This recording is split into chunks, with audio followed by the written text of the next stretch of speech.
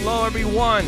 Welcome back to another episode of Paranormal Central, coming to you live from Fresno, California, in the middle of the central San Joaquin Valley. City called Fresno, the city that I call haunted as heck. My co-host, Alan Thomas, to the right of me. Good evening, everyone. And we have an in-house guest today, Adam Gorightly. Is that correct? That's right. All right. And we are going to be talking about, well, this guy, author, has several books out right now, and he has written just about everything you want to know about, and everything paranormal. I mean, we're going to be talking about the Illuminati, conspiracy theories, the Manson family, where that's his profession, and we're going to talk about him, and we're going to get into it. So everybody stay tuned, sit back, relax, hope you have a nice, hot, cold beverage, whichever that may be. And we're going to go ahead and get into it, and we're going to have some fun tonight. We're going to have him for the full 2 hours. So I can't wait. And we're going to give away a book. And we got a book of his that we're going to be giving away to the 150th caller. No, just kidding. Yeah, Keith is going, well, what? So, all right. We're going to bring it down here. Hello, everyone. God, we just made it back in time. I had a Christmas gathering today with one side of the family. So we got half the side of the family done. And we got the next one on Christmas Day, and I got here an hour before, and it's crazy, you know, because, you know, obviously you have family and you have things to do, so that sort of comes first. But man, without speeding down the street to get here, because Alan was already waiting for me out the door. So, all right, hello everyone again. I mean, my voice is probably gone, but that's okay. We're gonna be talking about everything you want to know about paranormal. Adam has written a lot of great stuff. He has a book out, several books out, but the one we're going to really get into, because it's about California, is the Happy Trails to High Weirdness. The Conspiracy Theorist Tour Guide. There you go. And this is California? It deals some California and different experiences I've had, and okay. I'd have to go through the table of contents. Yeah, right on. Give me an idea. All right, so I'll tell you what we're going to do first is we're going to contact Ken Pfiefer. And we're going to have our UFO report first, and then we'll call Danny Valderrama and get into our Bigfoot reports. And then we'll go ahead and start talking to Adam, and we got him for the full 2 hours. So go ahead and call. And he's on? Hey, Ken, are you there? Hey, how you doing? How's it going, Ken? Hi, Ken. Good. All right, awesome. All right, we got Ken Pfiefer on from MUFON, who's on the East Coast, and he is going to be giving us, again, every week, he's going to be giving us updates on the past week, or if there wasn't really any great sightings, he's going to pull up some of his archive and show us some great photographs. Now, for all those who are on the Dark Matter Network, you can go and see these photographs now on the artbell.com website. So if you are listening to us right now on the Dark Matter Network, you can go to artbell.com and pull up these photographs that we're going to be talking about, and Ken is going to be giving us a brief description on each one.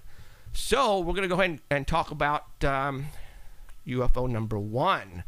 So go ahead, Ken, tell us about UFO number 1. And these are 2 of the latest that he sent us. And basically, his statement is, I think these craft are high in the sky, not in space, and yes, you may use my name. There was 2 of these ships, one over our mountain to the north, a red craft, and a blue one south over our nearest mountain. These mountains are just 1 block away and average around 2,000 feet. I don't think my camcorder could film a star. I will try. Wait, let me click on here. I'm getting some feedback here from your. Okay. Yeah. Okay, turn on the computer. We lost electricity the night of these 2 UFOs. Me and a friend sat and watched.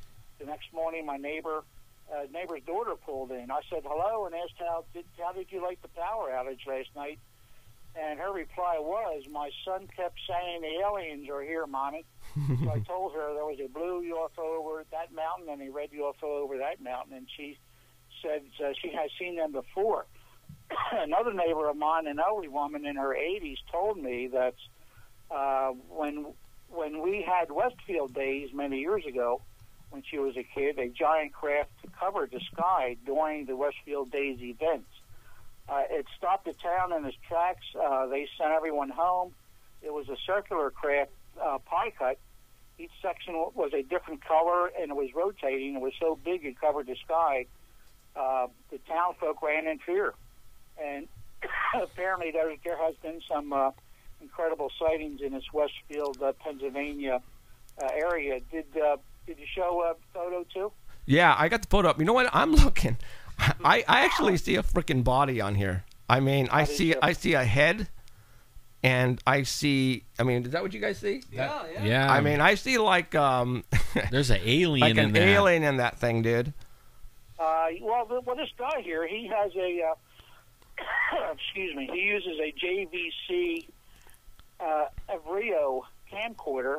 It's got a 35 optic zoom on it, and nothing really that expensive. But of course, these photos here, I had to enlarge them and enhance them a little bit, so you wouldn't be seeing just dots on the screen. Right. But this is what's there, and it's even the other one, the picture 2, it shows that there's something inside that one too. Okay, let's pull up picture number 2, because that one is freaking me out, dude.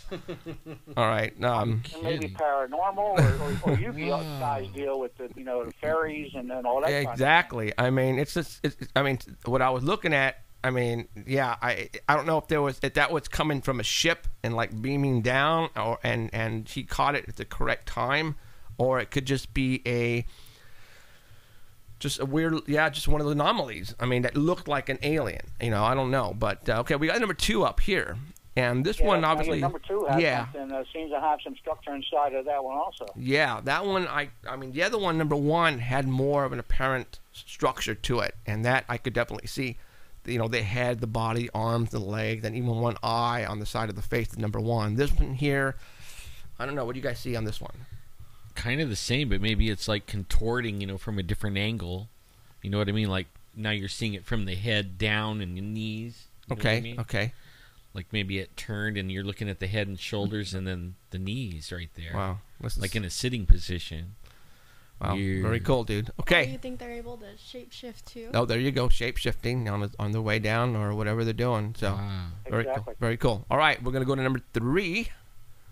Okay, now number 3, we're always hearing about orbs. Now, this one was very unique. Sometimes we get some unique orb photos in, and of course, this one has been enlarged. This one here is March 13th, 2007, from Winthrop, New York.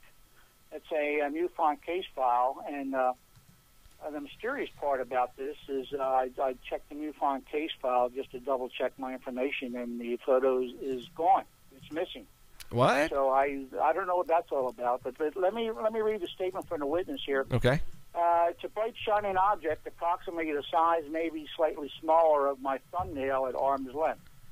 Object / light hovered in one spot for about 2 minutes, then disappeared when my camera autofocus beam went off. I was at the computer. My wife was doing dishes. We both kept hearing unusually loud, low-pitched rumbling sound going overhead. There are no regular flight paths over my place at this time of day, and very few at the time of day. There are no major airports nearby. Fort Drum is approximately 80 miles southwest of my location. There were no stars or moon visible. There was a low cloud cover, and it was quite windy.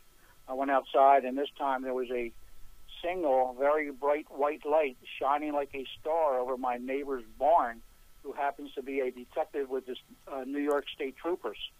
And he was also outside with his family, observing and commenting in an exciting way about the light object. It wasn't reflecting like the moon. It was shining, sparkling, or emitting light. So apparently this object here has had quite a few witnesses, and apparently he must have took this picture. He said it was cloud cover, but from the background, it looks like there may be some stars in the area, so he may have captured this photo in between, the clouds. But I thought this one was very interesting. Yeah, it looks awesome. I don't know what to even describe. I mean, what this even looks like. It's just one of those weird anomalies. So cool. Okay, we're gonna go to number 4. Looks like a snowball. And again, for all those who are on listening to us on Dark Matter, you can go to artbell.com, and these pictures are right now on the artbell.com website, and you can follow them as we're going with it through with Ken. So, all right, we're on number 4 right now. Okay, what do we number have? 4. We get a lot of photos like this, and of course, a lot of the investigators, MUFON, and a lot of other investigators from other UFO organizations, they basically try to write these things off as Chinese lanterns, but I don't think it's the case. This was September 24th, 2011 in Gettysburg, Pennsylvania. Of course, you know that's a highly haunted area, Gettysburg is. And a brief statement is, after flying a good distance, it stopped and hovered still in place for about 4 minutes. Now, that's telling me right there it can't be a Chinese lantern because they just don't stop and hover. They're usually traveling in a certain direction at a certain speed. My mother-in-law was able to take pictures at this time. After the 4th minute had passed, the orange color had then turned white. Me and my mom just looked shocked, like, oh, my heavens. It was very weird and creepy, we felt. We stayed outside for a good 45 minutes talking about it after to see if it would be able to spot any more. My husband was puzzled and said how he thought it was weird, too. My mom then plugs her camera into the laptop and loads of pictures she took. The pictures created more confusion as to what it originally could have been. They were not good pictures, but if you would to zoom in on them, you can see the object better. So this was, I thought this was there was a couple photos attached with this one, and, you know, I just, we get a lot of photos like this, and quite frankly, I'm not really sure what it is. Right on. Yeah, I mean, again, you know, lights can play tricks on you, but if that actual flame wasn't there, I see E.T.'s head in the background. Yeah. I mean, it's just one of those things. I mean, yeah, I know, I'm crazy. But, all right, we're going to go to number 5. It's like a tongue of fire. Okay, now this is probably one of the neatest UFO aliens. This is cool. I say alien craft. I don't know if I'm allowed to say that or not, but you'll find kind of frowns upon me calling these things alien craft. They just like to call them UFOs. Now, wait. Now, why do they not want you to do that? I don't know. I really don't know. You know, they, even with their classifications, when we investigate, you know, cases, there is nothing there that we can mark off or check off that says alien craft or something like that. It's basically, it's UFO, unidentified, huh? Yeah, unknown. We have to check off unknown. And you know, it's kind of weird because you tell me, you know, MUFON's been around since the end of Project Blue Book, 1969, and you tell me there was not one picture that they can say is an alien craft. It's very puzzling to me. Wow. I mean, I wonder if it has anything to do with that guy that bought it. Well, how long have they been not allowing you to say alien craft? Has this been on the books forever? From what I understand, I've been with MUFON since around, I guess, about 2005, I think, is when I first started. And, you know, on their classification, on their sheet that we have to fill out, you know, there's nothing there that's, you know, MUFON never says alien craft. Right. Yeah. They always say UFO, and you know, I think, quite frankly, I think it's about time that we step up and do this whole UFO investigation thing. We got to start from scratch and revamp it. We have to modernize it. And it's there's just many things that need to be fixed. Let me put it to you that way. Yeah. But, well, alien doesn't. This photo is incredible. This is one of a few photos, and this was over in Michigan. It was October 27th, 2013, over Port Huron, Michigan. The statement is, I live in a rural part of Michigan. The closest major city is Port Huron. I saw this object near my home on the night of October 27th, 2013. So I followed it down a public road. Then it turned, so I had to turn into a private, unmarked road, which is probably used for farm equipment, to tend to the adjacent field crops. At that point, I was running out of road to go any further, so I got out of the vehicle to take a better view of it, and suddenly the object started moving towards me. It startled me, so I ran like hell for a little bit. It was making a very strange, low, whirling noise. So please try and turn up your speaker volume to hear it better. He had something on the case file where you could hear it, but quite frankly, I really couldn't it was very hard to determine what it was. Then continuing with his statement is, once I moved a distance back, I zoomed out the camera a bit more and noticed the object was hovering directly over my vehicle. Then it started to lower itself as it slowly rotated directly over my roof. At that point, it appeared to be shining a very bright green beam over it.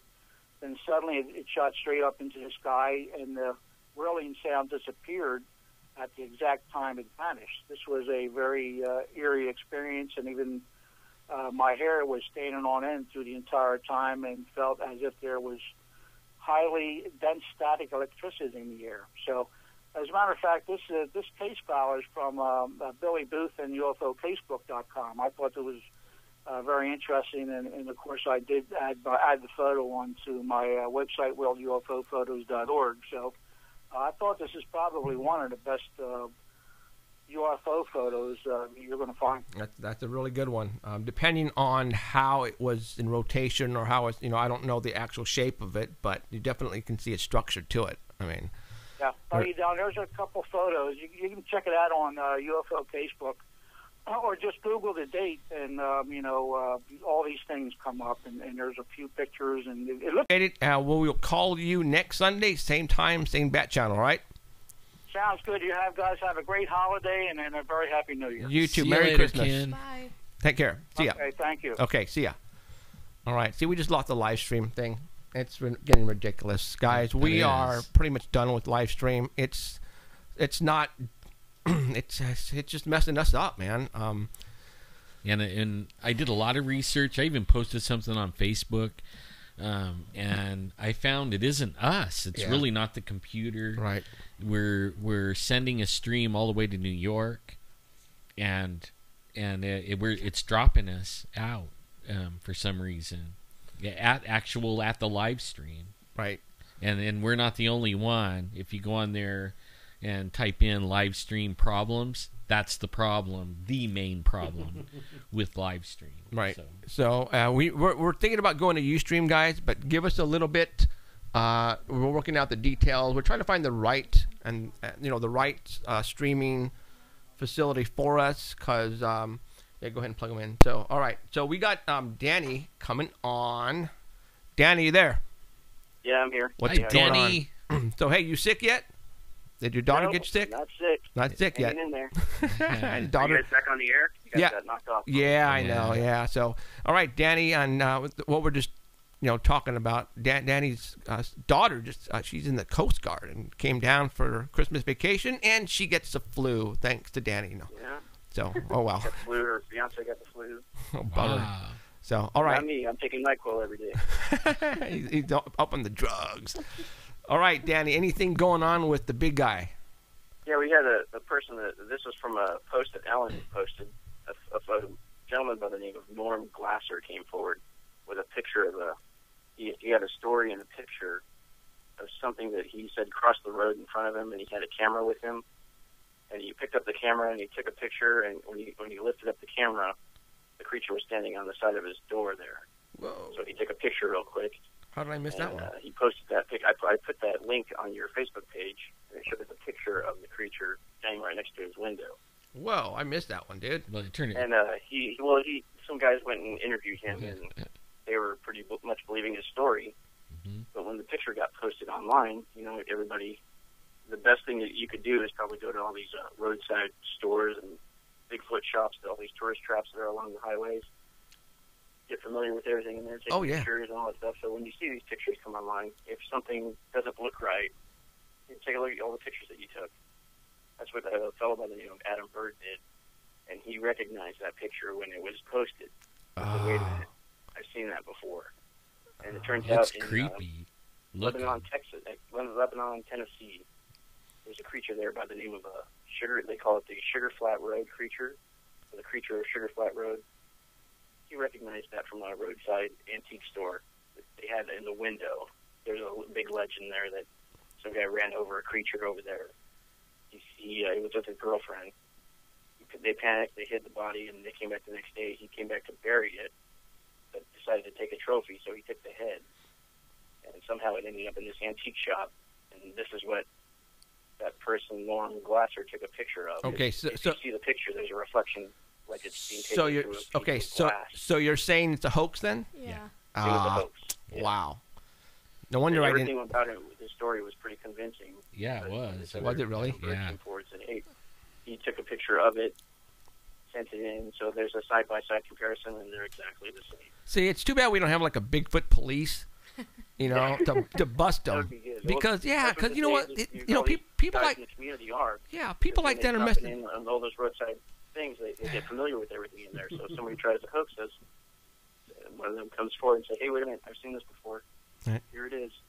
That's perfect. And yeah, but you know what? They're messing us up, you know, for the real investigators, you know, people like that. And there are several people who are still doing it. And I'm not going to name names because I don't want to get busted for it. Because, but you guys all know who, you know, for those who are in the Bigfoot, you know, investigators and who follow Bigfoot really closely, there's, you know, about a handful of people who like to pull hoaxes, who reel in you guys, who post up these ridiculous photographs, and you know they're hoaxes, but yet, you know, people who aren't really into what we're into take it as fact. And, you know, that just, and sometimes... One of the main reasons they do it is because if you post a video onto YouTube, if you get a certain amount of views, they start paying you. Yep, they monetize it. And so if you show ads on your videos, they start paying you. And that's what these guys are doing. They're trying to make something so outrageous that everybody goes over there and views it. And they're making money off of it. Yep, they monetize it. So, and no matter if it's true or not. So Danny, what about the one? Have you seen the one where the Bigfoot is saying Mike, you know, and I think it's from that was the one from Ontario. Yeah. What do you think about that one? I mean, some are saying it's a hoax, and then some are saying, you know, I kind of am like leaning towards it's not really a hoax. But. Yeah. Well, that was the guy that was getting a lot of good information from one spot. Right. And, that's kind of questionable still. Yeah, I couldn't. I'm not going to say yay or nay on that. I don't know. True, but I thought about we should air that. I think they do have their own language. We did. Actually, we did in the other studio. I played where it was you know all that, and even you know people came on and said, "Really, Jeff? Come on, are you kidding me?" Well, there's a better one that just came out like maybe last week. Is there a better one? Yeah, there's a new one out, and I did see that Elizabeth Ann Martinez posted. Yeah, a little thing that kind of got lost in there, but it was really interesting. Yeah, you know how the Indians all have their own names for Bigfoot. Each tribe has their own name, so and it's part of a legend that goes back forever. And if they have names for creatures that they've seen, like birds and animals and all that stuff, if they have a name for a Bigfoot, then they're seeing something out there. And this is the thing that she posted was about the Mormons who had a Bigfoot sighting from 1938, and they have it documented. A gentleman by the name of David W. Patton was riding his horse, and he looked to the left, and there was a creature walking alongside of him that was the same height as he was, even though he was on his horse. And he said he wore no clothing, he was covered in hair, and his skin was very dark. But he said that this thing... He spoke to him, and he said that he was a wanderer on the earth, and he just traveled around to and fro, and his mission was to destroy the souls of men. Whoa! I don't even know. I don't even know where to go with that one. That almost goes with like what everybody has. These are ancient, like these are from the 1900s. Everybody has something about him. Even Teddy Roosevelt had his own sighting that he reported. So there's definitely something out there. Yeah. I haven't seen it yet. Or I haven't seen it. Alan has. I seen it.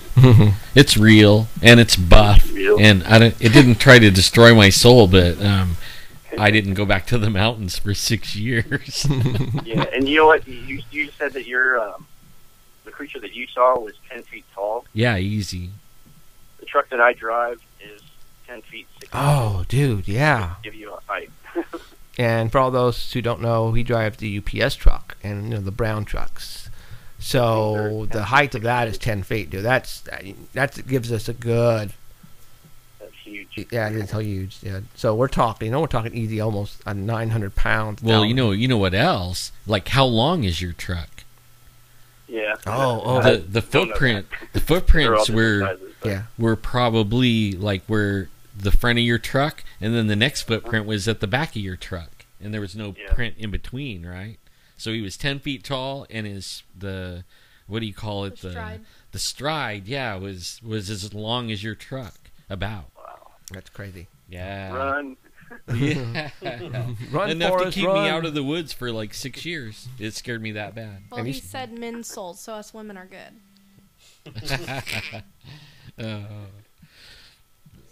Okay, so awesome. Anything else? That's all you got. Right. Okay, man. Well, thank you, Danny, and we'll see you next Sunday, or talk to you next Sunday, and you have a good Christmas, man. Yeah, Merry Christmas. Merry Christmas to you guys. All right, take care. All right. See ya. Bye. All right. Thanks for Danny and Ken for giving us a little 2 cents of what's been going on. It's been quiet lately, actually. You know, if you're not on Facebook or the internet, it's, you know, you can definitely catch the recent sightings and talks of what's going on, but otherwise it's been pretty quiet. All right, before we get into talk with Adam, we're going to go ahead and tell you what's been going on with us lately. Now I can go ahead and spill the beans. If you're not on Facebook and not a Facebook friend of mine or Alan's, you better get to it and be our friends, because that's where you're going to get literally the up-to-date news on what's going on with us. And there's a way to find us on paranormalcentral.net. If you go to the contact page, there's a place where you can follow us, and you just click on the link and it'll take you to our Facebook page, and you just hit follow and you'll see everything we do. Okay. So as you guys, well, now actually we can go ahead, like I said, we're going to be filming 5 more episodes of Paranormal Central, and this is going to be done in a theater in front of a live studio audience. And we have sort of kind of narrowed it down to the end of February, the beginning of March. And we're going to be doing it at the historical Crest Theater in downtown Fresno, who it used to be owned by, which we didn't know, by Mel Brooks, of all people. Really? Yeah. Mel Brooks used to own that until the owner. Who would have known Mel Brooks owned something in Fresno? Right. So we're going to be filming it there. I had the production engineer come down just yesterday, and he observed the location, make sure they had enough power, and everything is perfect. So we're going to go ahead and film there. So what we're going to do is the capacity, the theater is, it's cut in half to where they took out all the floor seating for stand-up, like for different types of concerts, and it's perfect for what we want to do, because we're going to build a set there. And up on the balconies, it's not way up there, but it's almost floor-bound balcony, but it could hold right around 500 people, she said. So what we're going to do is we're going to give away 500 seats. Right. And what we're going to do is, and I was talking to Steve Moley and my buddy who's in the production company, and we're going to film everything on a Sunday. Okay, so we're going to get in there on Friday and Saturday, dress rehearse, and then Sunday we're going to shoot out 5 episodes in one day. So what we're going to do is we're going to give away the tickets. We're not going to give them, charge anybody for them. From what I understand, people are already asking us for them. We found out that a major rock station here in Fresno wants a bunch that they can give them away on the air. And we're going to get hit hard, and these tickets are going to go quick. Because I'm going to ask Jen Lip if she wants to do the same thing. Absolutely. Yeah. We're going to get some people that you guys see on TV in there.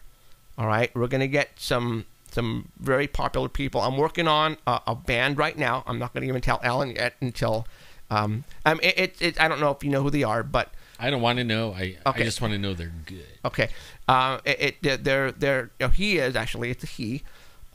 He is like very well known. He's a band? It's the name of a person, and he's been around for a long time, and he's in, what kind of music would it be? Synth, keyboard, industrial, dark, but he's like one of the pioneers of synthesizers, and I'm working on that right now. I already sent them an email, so we'll see what happens. But yeah, it's going to be awesome, and I think what we're going to do is The tickets, we'll probably announce it on the day, what day, and we're going to give them away at the theater at the box office, and you have to line up to get some type of deal. But we're also going to give some away on the air here. The radio station is going to give them away, and I got a feeling, the media is going to ask for some. They're going to go by quick. 500 are going to go by like that. Well, I mean, they still can go to the box office. We'll just have a list of the people that won them. And then they go to when they go there, yes, they'll be on the list. Right, absolutely. So we'll call it the A list.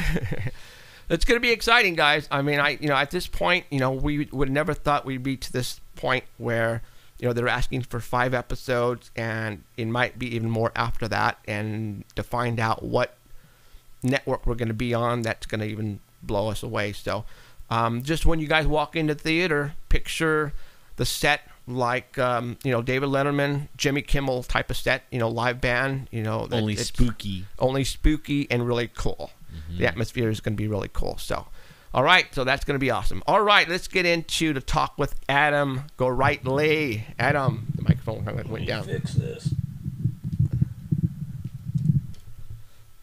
All right, there we go. All right, Adam.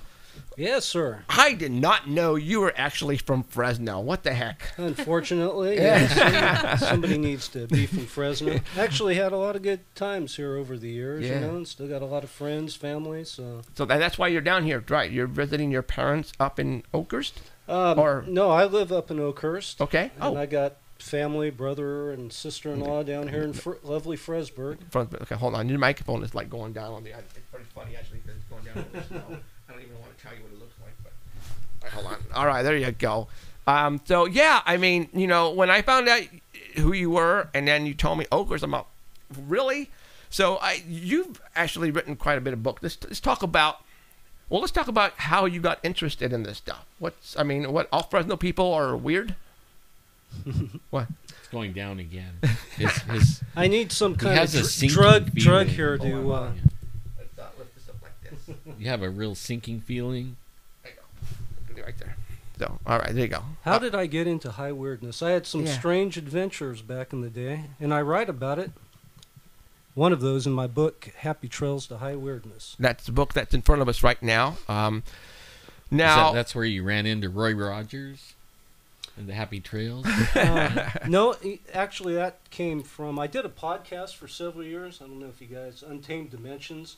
It was kind of popular back in the day, 2006 through 2008 I did it. Okay. Similar to this, interviewed folks about conspiracies and the paranormal, on, and I'd usually close the show with Happy Trails from Roy Rogers. All right on. But as far as the Fresno, hand me the book there. Yeah. Jeff. There was I should read, this doesn't go on too long, but... Yeah, go ahead and read it. Sure, read my UFO experience to you, and let me preface this by saying that this occurred in the late 70s, and that was the period where a lot of us who are into this stuff, Close Encounters of the Third Kind, and growing up through that whole scene, we all had kind of a yearning to see something. Mm-hmm. We also dabbled in certain psychedelics back then. I wasn't going to say anything. I'm not encouraging anything. I wasn't going to say anything. And I'm not encouraging the kids at home, but that influenced this sighting I had with a friend. What made it unique? Well, you'll see. Go ahead. Give me a second to find it. Yeah, but it made us more intelligent, I think, Really? Oh, yeah. What happened to you? Boom, boom, boom. If I had a drum set, it'd be... Enlightened you to... But you know what? I was totally enlightened. Let me tell you something, though, and we talked about that last week, about these hallucinogenic drugs, that people were taking them, and what they were actually witnessing or seeing was possibly real or another dimension. Well, that's where my research has taken me, because that's kind of informed me, and I started looking... Let me read this, then I'll give you my theories on that. Sweet. Okay. So this was a letter I wrote in 1986 to Jenny Randalls, UFO researcher. She's pretty well known. Okay. So, dear Miss Randalls, I would like to relate an experience that happened to myself and a colleague in 1979 in Fresno, California. Let me preface this statement by saying that we were under the influence of the hallucinogenic drug LSD. But hear me out, these are not the ravings of a drug-saturated fruitcake.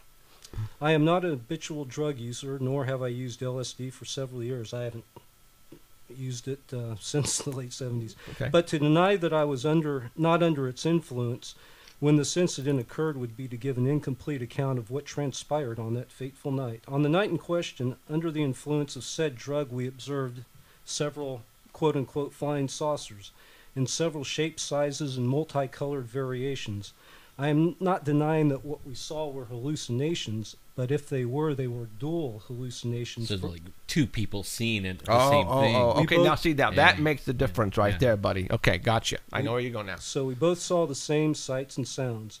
Now, a brief description of the event. The sighting occurred along a ditch bank located in a residential section of town. Where we were at is the Mayfair district. The ditch bank. Weldon Avenue, the ditch bank. Okay.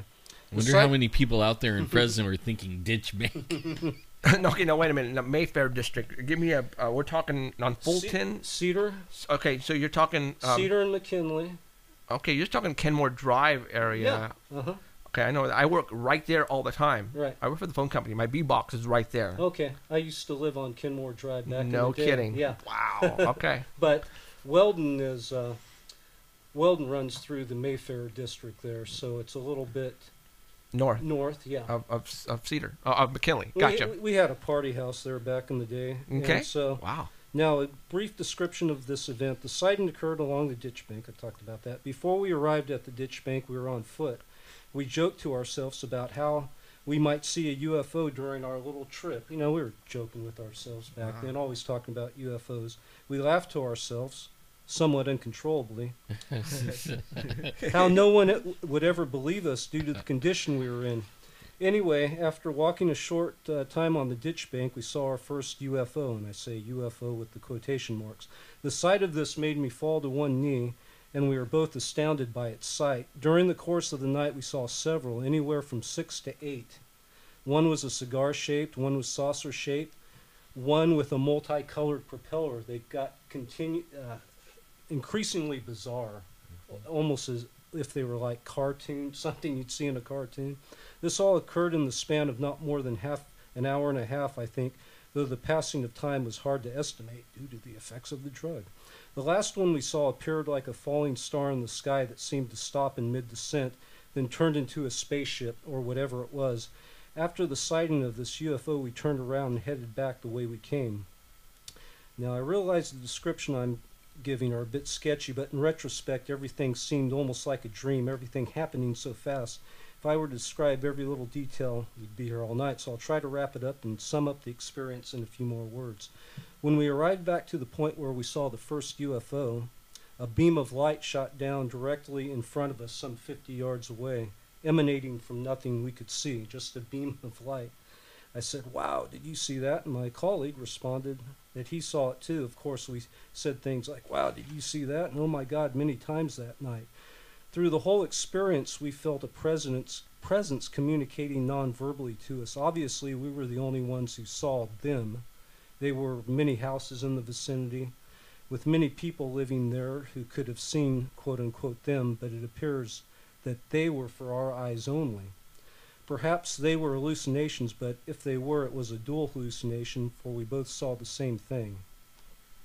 That was basically the incident that happened back in 78, which really got heading me down this path, looking into all this strange phenomena. Then you asked about different theories. After this happened, immediately after this happened, I thought, well, we saw, there were ETs, you know, that, and my buddy was with me. Well, I'm not sure. Then we kind of switched roles after a while. I wasn't sure. Then I looking at other things, read different books. I remember I picked up this book about, it was from a biblical point of view, that they were like, could have been demons, you know, so I was considering that possibility. Then got into, maybe you guys looked into some of this stuff like the My Labs theory, maybe some military mind control stuff, but the one theory that resonated and makes the most sense to me You guys familiar with John Keel?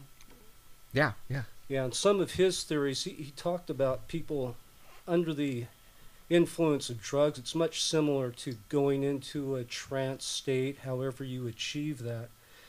And basically like a psychic that tunes into different wavelengths and frequencies. That's sort of, I think, what happened to us. It put our minds in a certain state so we could see through, open up some type of doorway to see that, whether it's an interdimensional thing.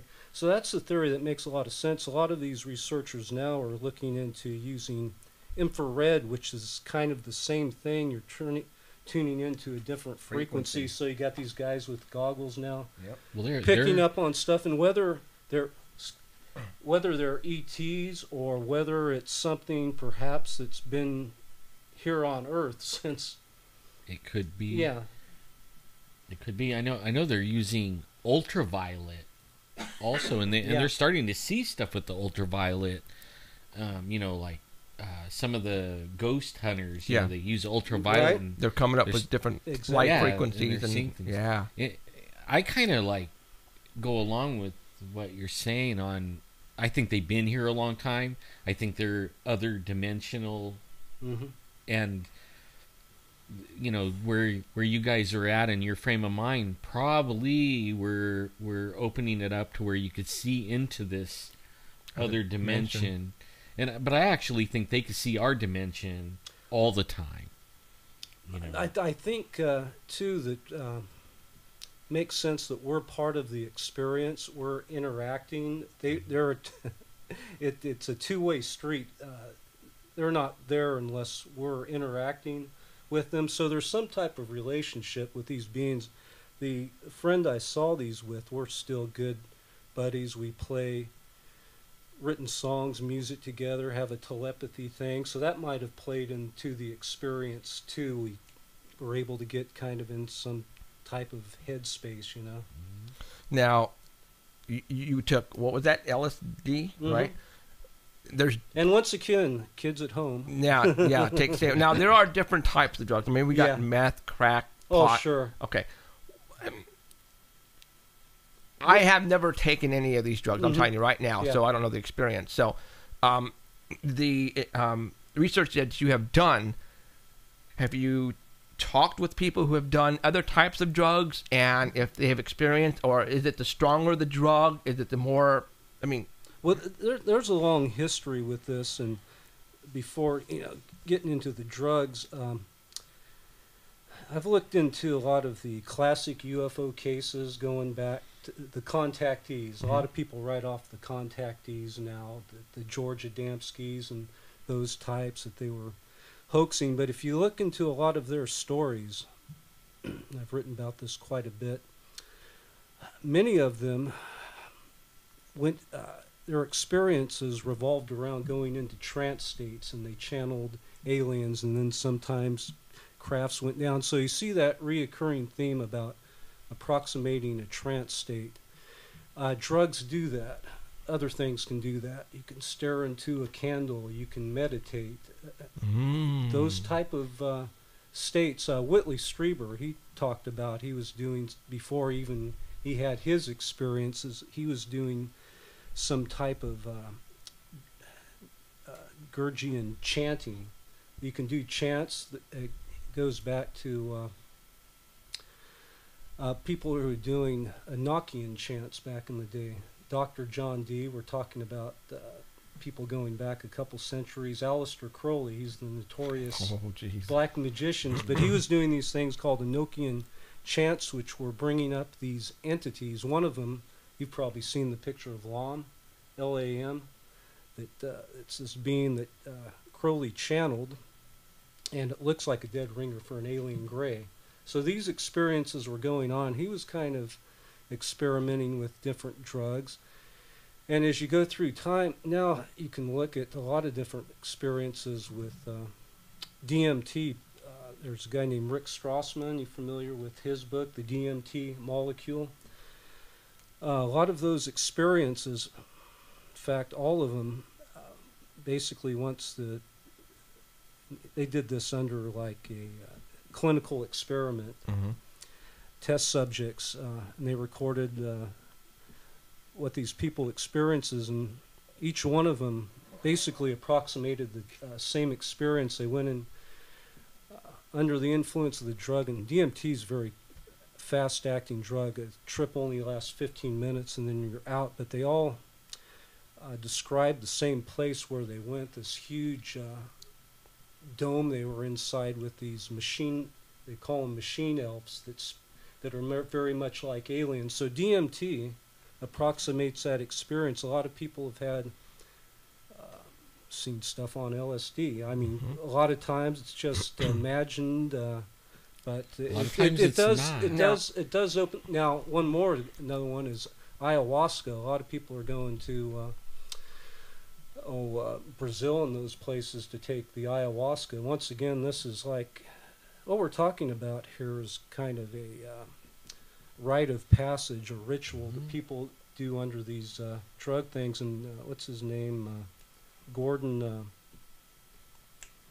forgetting the guy who wrote The Fingerprints of the Gods. Liddy? No. Well, you know the Native Americans. I was gonna go right there. Native Americans. Let me finish before you get into. A lot of the experiences on ayahuasca, and they go and have a shaman put them under, and it's not just willy-nilly taking of drugs. If you go and do ayahuasca with the shaman, you fast for several days. It's like an initiatory process. And what they've described, and I can't remember the author's name now, but they've seen, under these trips, they've seen alien grays. So you have these type of entities that appear during the use of hallucinogenic drugs. So it's much like a shamanic rite of passage, and that's kind of what my experience was, and it led me down the path to get talking about these things, researching, trying to find out what happened to me. So you were saying? Well, the Native Americans, they do the same thing, like a sweat. And they use mescaline and some other ones, each one has like a different one. Yeah, peyote. And they describe the same things. So do you think by taking these drugs that they're somehow opening up the third eye and the pineal gland, and because it's that's the right language, opening up your third eye to see what's really out there, and we've talked about this, that there is another dimension, another area where I believe our government knows that it's there, and to prevent us from actually seeing the truth, they're giving us, which is in food or in whatever input that's it's clouding up that third eye. and I think that's what's going on, because I've heard this before, and here it is again. You're talking, you're writing about it, which is blowing me away, because I had no idea that you've actually did this, and this is cool, because let's keep talking about this. This is interesting. Hey, do you know Bill Hicks, the comedian? Yeah, it sounds familiar. Yeah. He did some outrageous stuff, and he was very much on the cutting edge. He was talking about politics and libertarian stuff, letting people, drug use and this type of stuff. And he experimented with magic mushrooms, and he's another one. If you look up Bill Hicks, and you'll love his routines. The guy was a genius. He died at a young age. Drugs? No, right as he was becoming popular. Pancreatic cancer, and a lot of people say, because Bill Hicks was into exposing conspiracies and stuff. So they knocked him out. There might have been something behind that, but right. One of his routines, people thought he was joking, but he talked about a trip that he and his buddy took on mushrooms. They went out to their ranch in Texas, and it was basically one of these communion with ETs, where they became one with the universe. So a lot of people are having these type of experience. Do you need drugs to open up your third eye? No, some people are born with. In fact, when you're a little kid, you're much more open to these type of things, and as you grow. Emerald, when we're going to talk about you, okay? Is that all right? We are. Now? No, well, we're going to get into it someday. In a little bit. We do want to talk about Emerald. Yeah, Emerald has. We believe Emerald has a gift. I'd like to hear. And we'll get into it in a little bit, but yeah. I don't know if that's a gift or a curse. Yeah. So a lot of people say that, you know that a gift or a curse thing. I mean, I remember experience I had when I was a little kid. Flash on some of this stuff. There was a couple incidents, and it brings to mind that trance state or peeking into another dimension. There's a couple. I can still see these visions in my head in kindergarten. Remember finger painting? Yeah. I remember finger painting one time. I was gone into another world. What do you mean? I just looked at the patterns there and went into some type of state where I was someplace else. How old were you when, that was just like kindergarten. I couldn't tell it. Okay. You know, it was just a brief thing, but you notice when those happens, I remember this is another just funny story. I had this dachshund dog, Herman. Probably around the same age. I remember I was staring into his eyes one time. It was like Fantastic Voyage where you enter into another. Well, you know, between the ages when you're born and 7 and 8 is when all the young ones have these type of visions, and then at about 7 or 8 is when the pineal gland starts. Well, they talk about calcifying. Calcifying, yeah, and that's when it really hits you. Because all the people that I talk to, their kids always have visions or are speaking to people or kids or animals. And I believe it's because, they're at that vulnerable stage. Now, what some of these drugs will do, it's just like a massive, big-time squeegeeing of that third eye, and a lot of times people can't handle it, So, once again, this caution people. And now, we're not telling you guys to go and take drugs, okay? Exactly. That's absolutely not what we're doing. You can do this other ways. Like you said, meditation, eating right, not eating the stupid foods. And my wife is into the Monsanto, and they're organic. We're drinking. No, she's not into it. Yeah. She's No, I'm the opposite. I'm sorry, the opposite. Before she comes in here and throws something at me, yeah. No, she is. My wife is. She's done a lot of research, and that's exactly what the reason why. We don't use fluoride anymore. That's gone out of our daily use. Yeah, it's hard to get everything out of your environment, but. I'm not going to say what we're drinking right now, but that's messed up. That's bad stuff to drink. I need a little pick me up, but yeah. I'm stuck. I'm addicted to that stuff. Got into this the last couple of years, juicing. Oh yeah, that's a great thing to do. That I was into this, all. Now we're turning into a health show here. Like I was into like all the weightlifting and eating properly and juicing and everything, and then I got hurt and died, and there was almost like an LSD trip.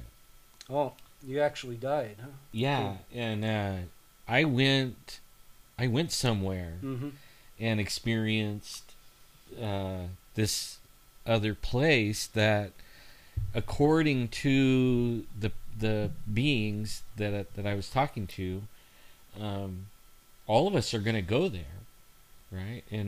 And one of the deals about it was how the big deal when you get there was how did you play in the sandbox, right? Like this is like a big sandbox, and how did you get along with people in? Were you rude, crude, greedy? Were you mean? Or were you giving? Were you nice? Were you all this stuff? And that actually, it didn't matter like how rich you were or your station in life, or it actually mattered how you treated people and how you were. And then they tricked me, and because I wanted to stay there, and they tricked me. They started talking about my family and my kids and stuff like that. And as soon as I started, I was thinking about that. All of a sudden, I was making light speed back to my body. Yeah, but that after that, one of the things that I know, and actually before that, I kind of thought it. We would talk about it like you're talking about when you're little, and if you ever I raised 6 kids. And the baby would be laying there, and all of a sudden it's like staring somewhere, and you just think it's staring off in space or something. But sometimes there might be something there that baby is actually seeing. And sometimes they'll even get happy and laughing, and whatever it is making a lot of joy out of them. And sometimes it's the opposite. You know, they'll see something and totally start panicking. And usually it's when they're really little and you can't talk to them and ask them what's going on. And I always thought that was kind of until I went to this other side or this other dimension and found out that maybe a lot of the stuff that's in the Bible and the demon stuff and all this stuff, UFOs and all that stuff, could be really real. And they can interact with us at will and be as solid as you and me when they want to be, or they can be just totally nothing, but still be right there and affecting your world, you know, and you have no idea except for what you're seeing or feeling or experiencing, right? Yeah, that was a real eye-opener for me.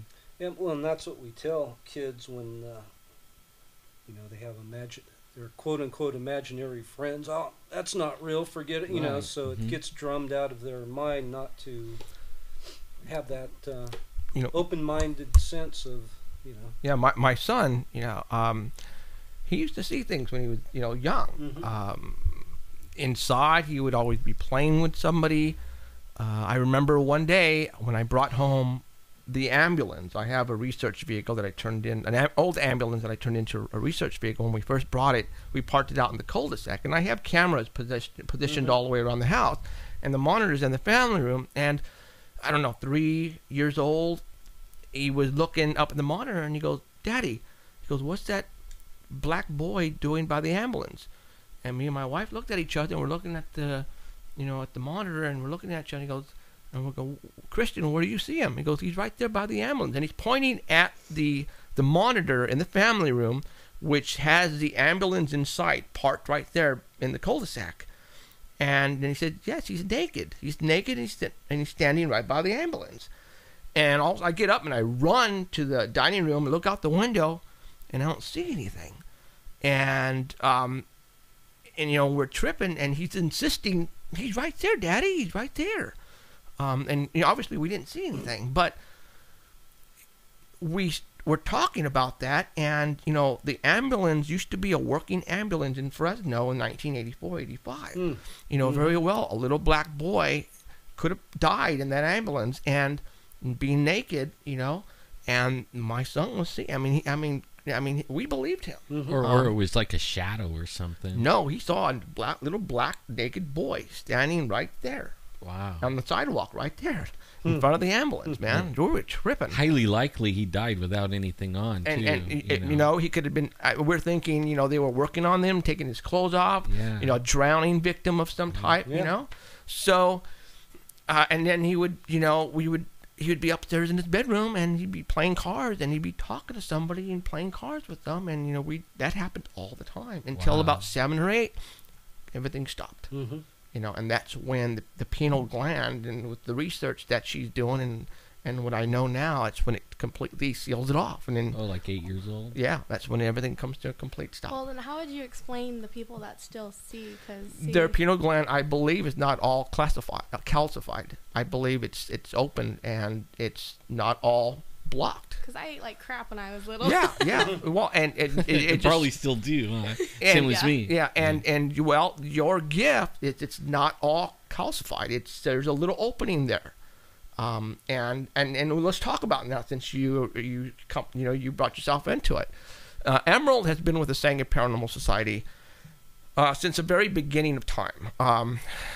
That's a long time. Well, let's not take away from our guests. No. I want to just really quick. I'd like to hear a story. What really blew me away, and this was at the Sanger Herald. We were doing an investigation at the Sanger Herald in Sanger. And I had a psychic who was with us at the time, and she was good. And we went in. You know, the complete area was dark where they print the Sanger Herald, the newspaper, and nobody really knew about Emerald. The psychic had no clue, but the psychic was in this room, and she was, trying to communicate with whatever in there. And then Emerald comes to me and she goes, Jeff, can I go in there with her? And I said, yeah, go. So Emerald walks right next to her, and all of a sudden the psychic turns around. She goes, what can you do? And she freaked. Emerald just looked at me. She goes, Jeff. And I thought you had told her. No, and she goes, what can you do? And her face was serious, like, man, you are something. What in the hell can you do? And she almost started to cry because she had not told anybody except me. And while I knew she had a gift because something has been following her since. How long has this person or this entity has been following you? I had always seen somebody. Right, and not just this person that we're talking about. No, this one started, the main one, 5th grade. Is it like? Are you scared of it, or is it like nice? It messed with her. It messed with her. Bad, yeah. Used to be scared. Now it's more like I'm used to it. Like if he leaves, I can't function because it's just like he's always been there. Really? There's a whole background. We'll do that another time. How old were you? Like, how old were you then when you started figuring it out? What it is? I thought it was normal till 5th grade when everything changed, and then it didn't get really bad until 8th grade, and that's when everything started going downhill. Like what? Like what you call bad? It just forced me into a bad place. Like I was getting in my sleep, I'd wake up with bruises and worse stuff than that would happen. Wow. And that's when I didn't know what was going on, so I became suicidal, and I just broke out of that, and that was all 8th grade. But after that, it's just now. How did you get it to stop beating on you? I fought back. Really? I had to pick up. Well, I think everybody goes through this thing where we break physically, mentally, and it's just you either stay broken or you pick up the pieces you want and leave the ones you don't. You fight through it. That's how I saw it, and that's how I still see everything. You got to fight through for what you want. So I fought back, and it was rough, but I remember she was going through this, and we would have talks, and I couldn't help her because I just but how did you get to break it off? I mean, I fought. Now was this when you were a mental fight or sleep? Physical fight? I started fighting back in my dreams. That was the only way. And then, because that's all it was all in my nightmares. I didn't start seeing him out of my dreams until maybe the middle of high school, towards the end of high school. And that's when I see him outside of my dreams. And that's when I started seeing all these other things. I didn't see the other people or other spirits until what does he look like? High school. He's tall, white hair, but he's not old. Blue eyes. He's in a white tuxedo. White, everything's white, and then he has a blue shirt. It's the suit, and then the shirt's underneath it. We always thought that it was from another era, another life, and it's you don't think so? It's not. He's not. That's what the psychic was saying too, right. And then I found out later that's not what it was, because she thought it was an abusive husband from a past life, and when stuff started happening, I was like, no, this isn't a person. It's actually been here for a long time. And it may be even attached to your family. No, it's just me. Why is he interested in you, you think? No idea. No idea. Huh. So I think, I know it's contract. I'm under a contract. Yeah, I think we had that talk. You're under a contract? I'm under a contract. I was sold. You were sold. And I'm under a contract. I know how to break that. I've tried everything. I know how. I've had people. I can help you. We could try it, but it's not. Well, I mean, you could ask Jeff. We were out. Oh my God. We were out at this one place. The demons go after me. I mean, people that have a demon in them will come straight through a crowd of people straight at me and attack me. Let me tell you something. But it's because I can get rid of them. And I can control them, and they don't like it. Well, see, it depends what class too. You may have power over certain classes. No, it's all of them. It's all of them. I've been to Africa and was It's a long story. I mean, it's a long story. We'll talk about it later. Where later. you know, where we can definitely. Well, I've been around the world, and I actually got put into right before I died, and learned some more stuff on the other side. I was actually like in a crash course of demonology, and didn't want to be. I'm going to tell you right now. I have seen something that happened to him when we were on an investigation that just blew me away. This person that was supposed to be under a demon walked right past me, went right at him, and just went at him. And never met me in my life, never saw me. And said, "What credentials do you have here? Right. Where's your Bible? Who do you think you are?" And I'm all, "What the hell?" Yeah. And I'm all, "Son of a," and then this person went into the house and did not come until he left the premise. Yeah, it was actually telling the owner of the house, who has authority, right? You have authority over them, all of them. Doesn't matter how big they are, you have authority. But the owner of the property, who had authority, wasn't taking authority, but he gave me authority before she even got there. And then that was what the big problem was: is he gave me authority, and it knew it. Mm-hmm. And then it went in the house, and it kept telling him, It won't come out of the house until I'm gone. It didn't matter about everybody else, that I had to leave. She was laughing in my face. I don't care who you are. I want him out of here. Yeah, blew me away. That's not the first time that happened to me. Yeah, and that tells me there is definitely something about evil and good. Yeah. Oh, there has to be a balance. There is. I've always, ever since I started studying what I do, there's a balance. That's my thing. Like, I'm not into one religion or the other, but there is a good and there is an evil. I don't go to church either. I'm not, no. but I'll tell you, there's a lot to what the Bible says, and people should, like, even now, right now, I was talking to Jeff before we got here.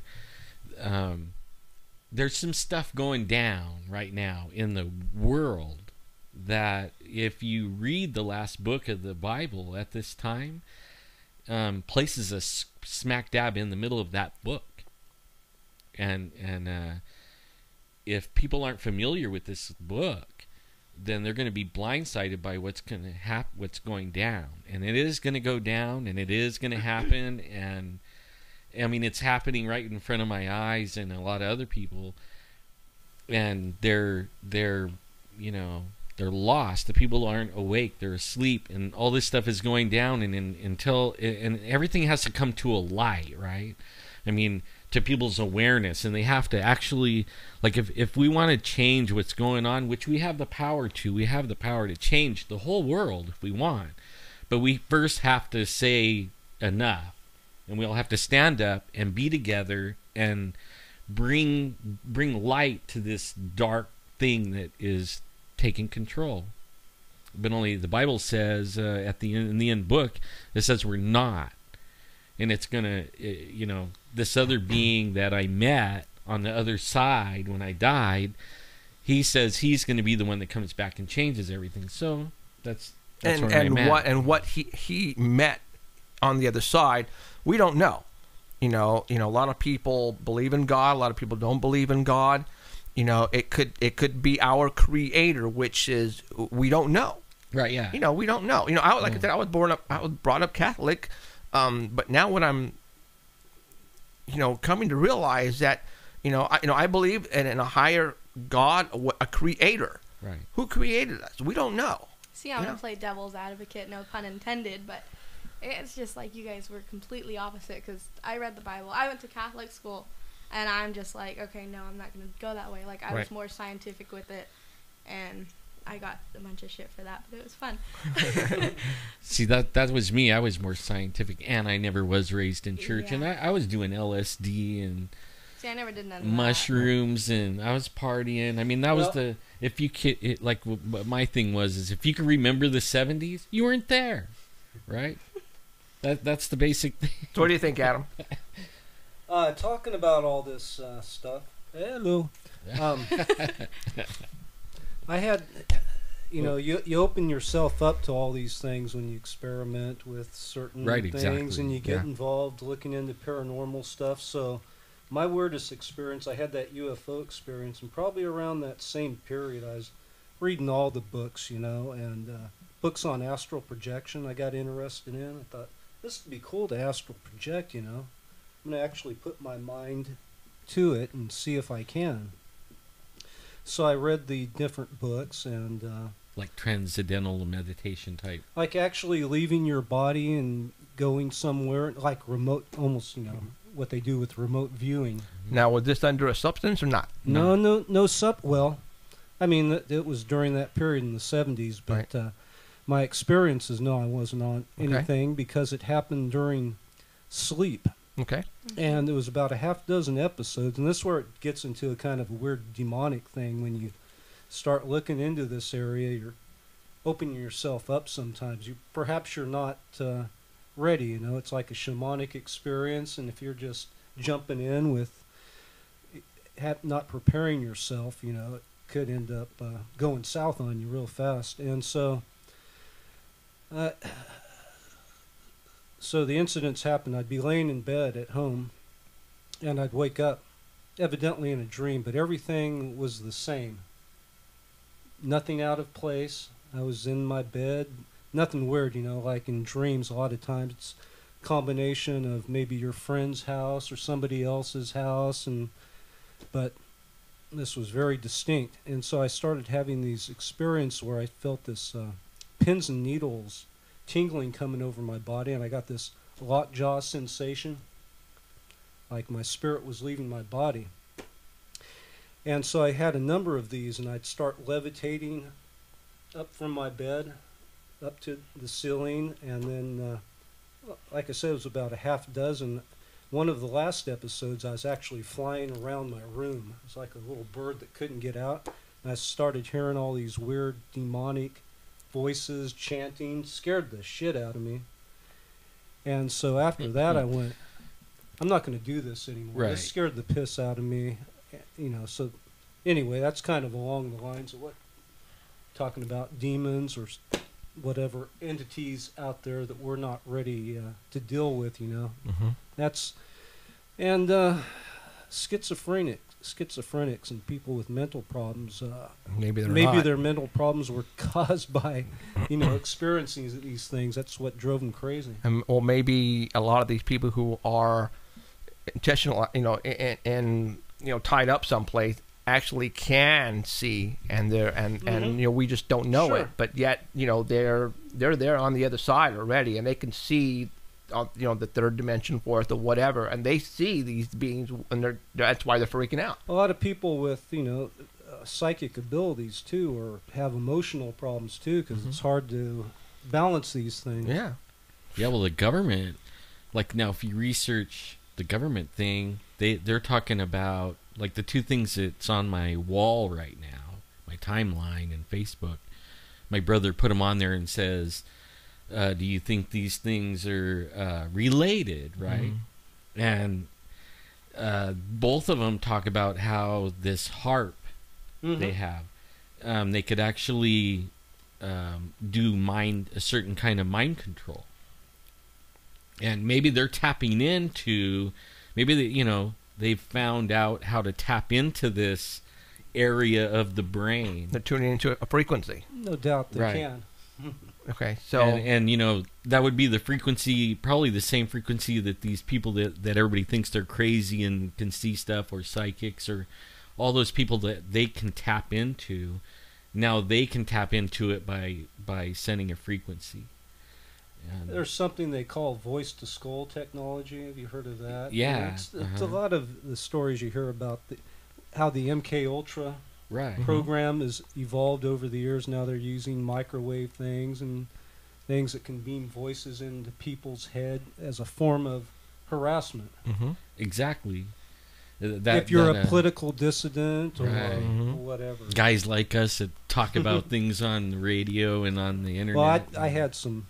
Once again, I can't say if this was somebody beaming microwaves at my head or I was just having some weird physical anomaly happen. But in my book on the Manson family, I got into looking into a bunch of the conspiracies. Okay, before you do that, describe. I mean, so you wrote a book on the Manson family, right? What was the name of it?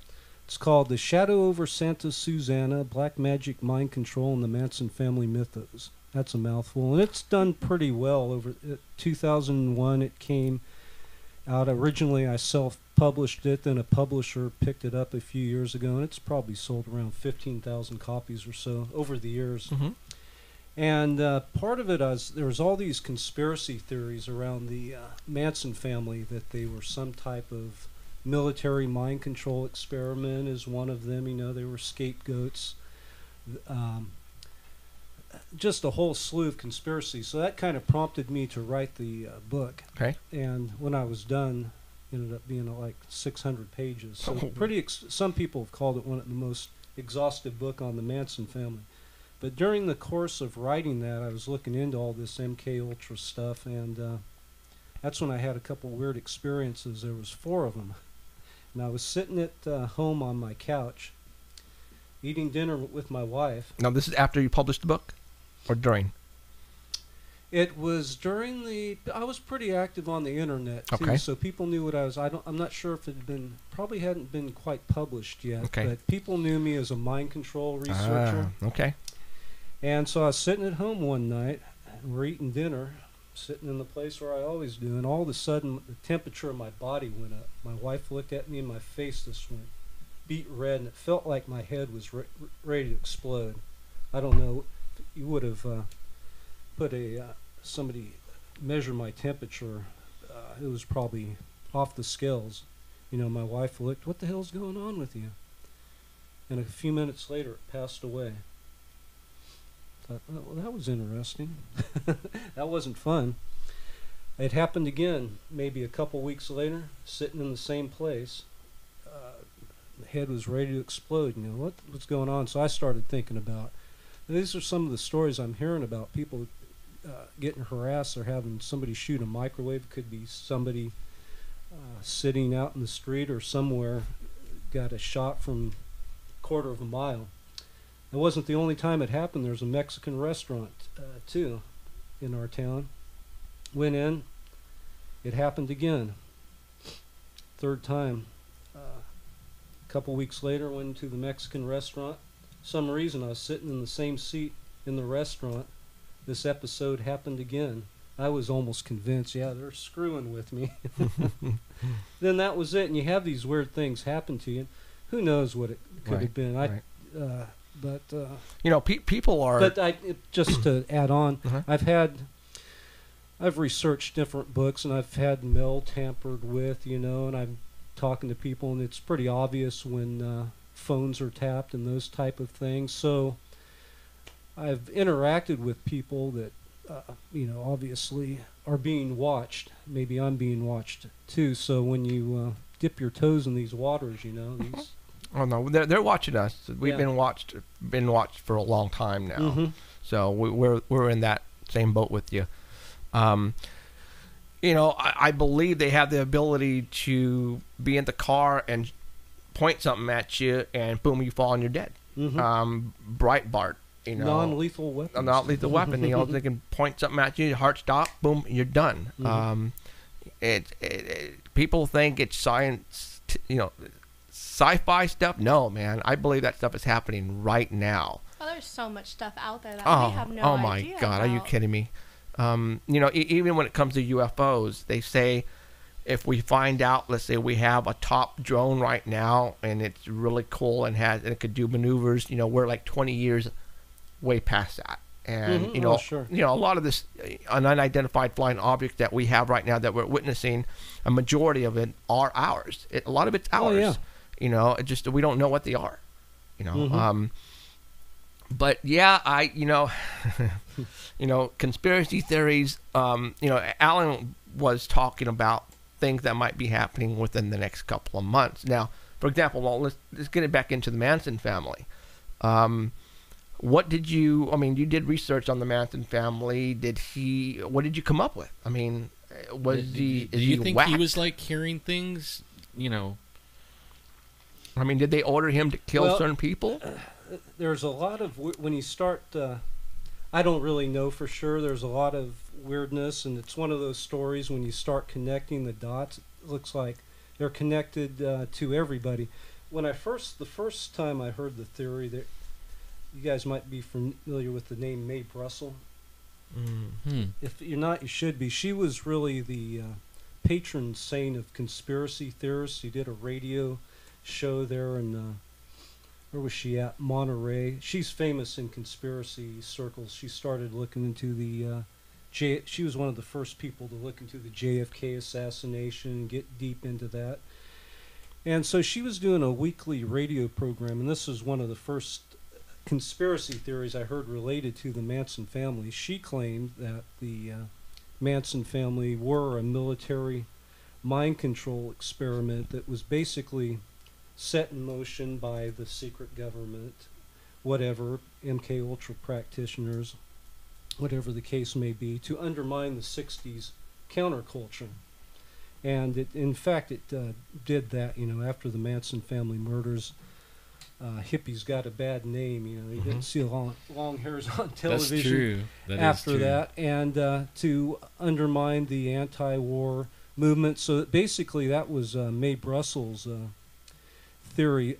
She interviewed this guy who was, his name was Preston Guillory, and he was with the LA Sheriff's Office. And there was a bunch of people monitoring Manson when he was out on Spawn Ranch, because they knew this guy was a parolee. He was up to no good. He'd been busted with minor women having sex with girls, having sex with them, And Preston Guillory was on that with the sheriff's office there. He was told, and a bunch of others, hands off this guy. Don't bust him. And so this Preston Guillory later became a private investigator, and he said that, and Mae Brussel talked about this too, that it appeared that Manson was some type of agent provocateur. You had all kinds of agent provocateurs in the 60s. There was a program called COINTELPRO that the FBI and the CIA were involved with. And so if they wanted to spy on the Black Panthers, they'd get somebody to,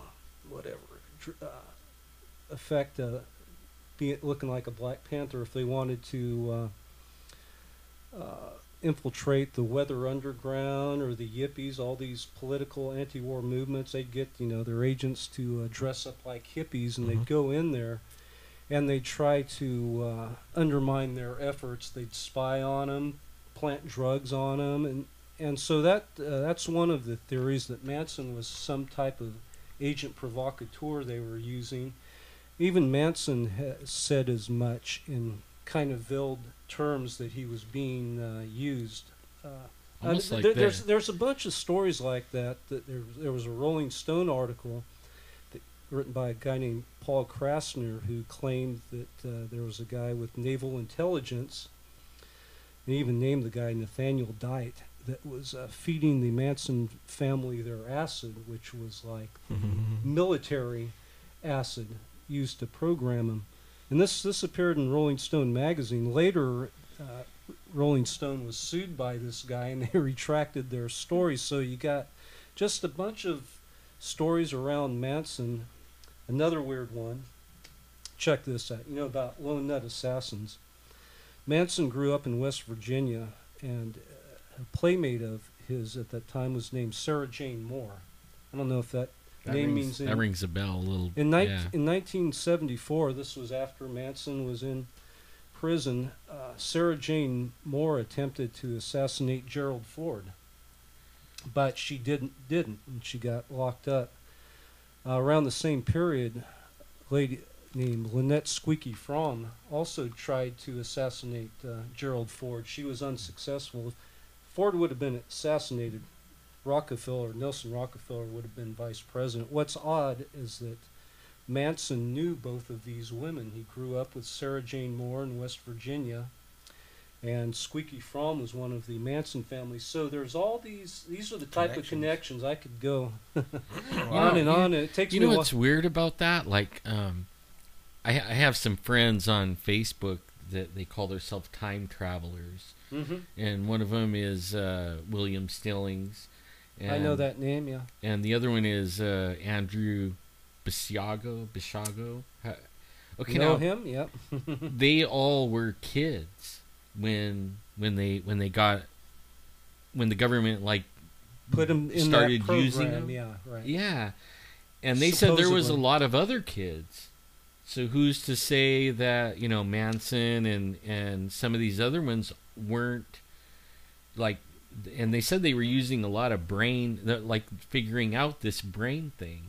Well, West Virginia, where Manson grew up, is a very strange place. There's all kinds of spooky stuff. Oh, yeah. And I have, like, Andrew Colin, he's the Mothman photographer. He claims that's Spook Central. That's where Mothman showed up in West Virginia in '67. And Manson was from that area, and there's a Union Carbide plant that was supposedly involved in all kinds of spookery. So it's a strange area, and so that's kind of the theory, that Manson was groomed as a child to be a tool of some sort. They pull him out when they need him.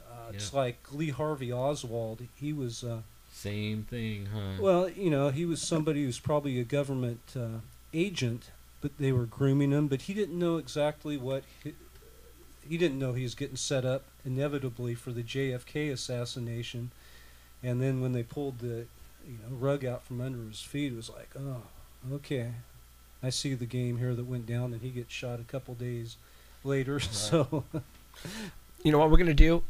Emerald just brought this to my attention. We haven't given the book away yet, so we're going to do that right now to the 10th caller at area code 559-287-8367. 559-287-8367. Anywhere in the world you may call and be the 10th caller, and we'll give you this book, okay? And as soon as I get a call, I will let you know when we have a winner, and so that way you can stop calling and harassing her. So, all right, now, what was it? It's Project Pegasus. Yeah. That's the.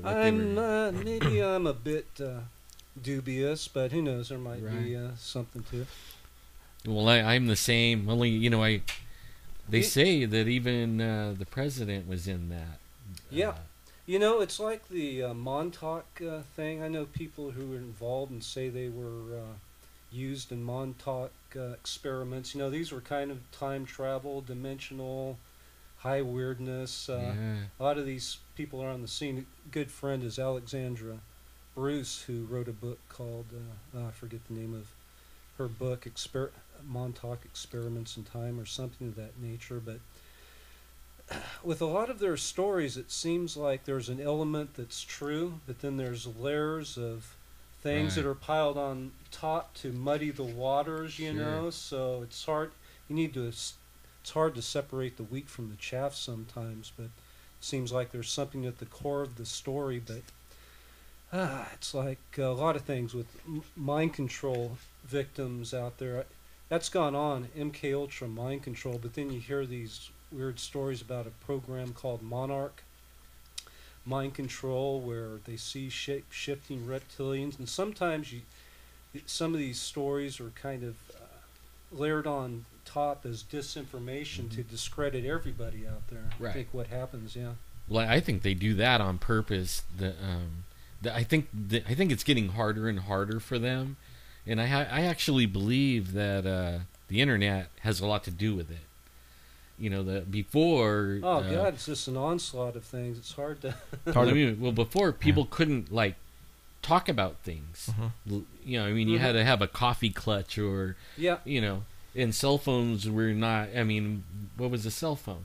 Now all of a sudden you could get on Facebook and you could have friends from all over the world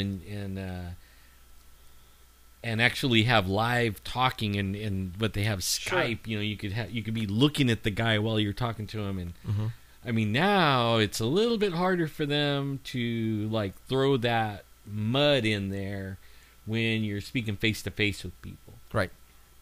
Even though still they can throw a bunch of crap onto the internet and see what sticks, because they're also monitoring that. Of course, Facebook has its certain amount of trolls that are in there. Oh yeah, it's really bad. I'm gonna tell you, it is really bad. I've had a couple of things taken off my wall. Talking about conspiracies, boop, gone. And that's the Illuminati stuff. So and that's something that you talk about in your books, Illuminati. I love that subject. Me too. Well, they won't let me post stuff we do the radio show all the time, and a lot of times we're like going off back and forth in Facebook message, and not in the public, and come across articles that maybe you want to talk about, and then go to paste it into the message, and it won't even paste. I mean, it'll just sit there and say cannot handle this, or something like that. And it's like, what was that? And it happens a lot. Yeah. We got a winner on the book, guys, so you can stop calling. Thanks. Who's the winner? Get their name and I'll sign it for them. Okay, Ooh, cool. Hey. Right on. It's going to be an autographed edition. Hey, why not? Yeah. We talking about the internet, how it's became a great resource for sharing information. A little bit of my background. I got in the late 80s or so, there was something called the zine movement. Yeah. People were doing their own zines, and that's where I got kind of hooked into writing, because that's where a lot of the cutting edge stuff was before the internet.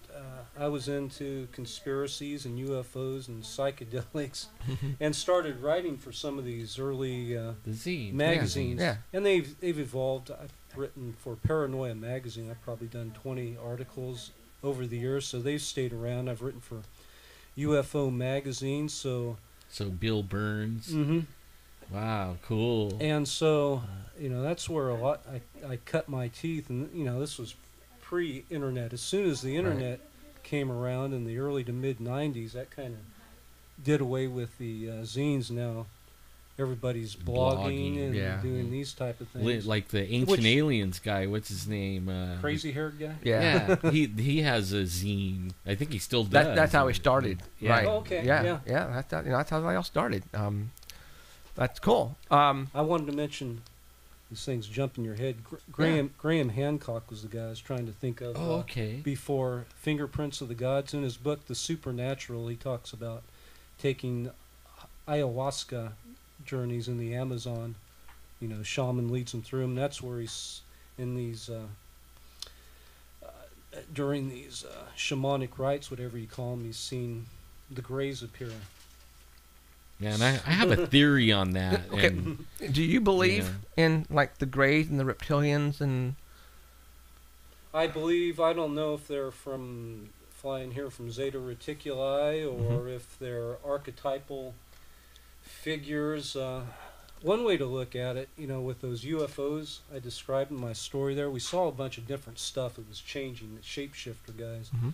Sometimes I think it just might be, see through that window, there's certain energy out there, and we put our own preconceptions of what that will be. If you go back into the 1950s, the aliens that were being seen were blonde-haired Nordic human types.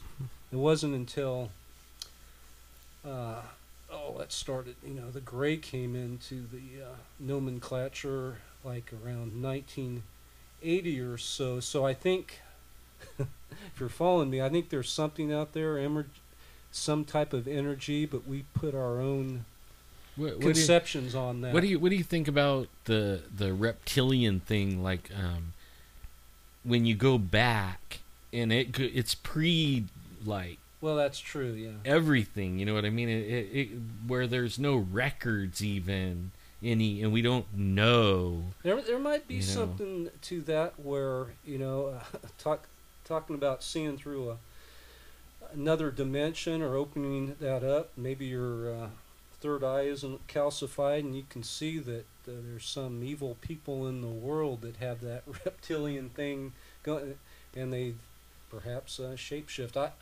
I don't know. It's possible. You see. Well, I was going at like the Chinese. Yeah. The dragon is goes like nobody really knows how far back. The Mayans had their reptilians. Well, it gets into like the Mothman too, and the Garuda, the Birdman, is something that goes back way through time. To my friend Andy Colvin, he has an interesting theory. He was in West Virginia. He grew up there. Dang. He had Mothman sightings back in the day. They called it the Birdman. Mothman, he's depicted as this evil being with red eyes, but Andy Colvin has a different theory about him from his own experience. He thinks he's it's a Garuda who came up there to warn people. The Mothman showed up before the bridge collapsed. Right. He sees him as a sort of guardian angel, patron saint. So pretty interesting. I've never heard it put it that way. I've always heard that it was an evil and it would show up where a disaster was about to happen, and that's how you knew. Well, nobody saw it do the evil thing. Yeah. I mean, it just was there beforehand. Right. Well, even though nothing's happened since I seen one like a month and a half ago. Yeah. What did you post something online? Yeah, I actually drew. I'm not a very good artist, but I drew a picture of it, and the thing was the size of a small Cessna.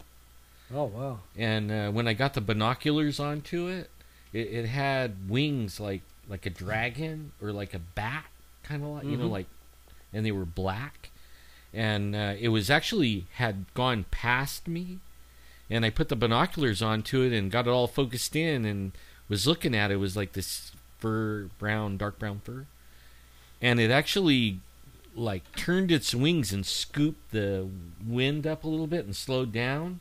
I mean, I watched the whole thing almost like in slow motion, and then it turned back and looked at me, and it had these big old red, like eyes like the size of a large dinner plate, and they were red, but they weren't glowing like a light. They were just red. Yeah.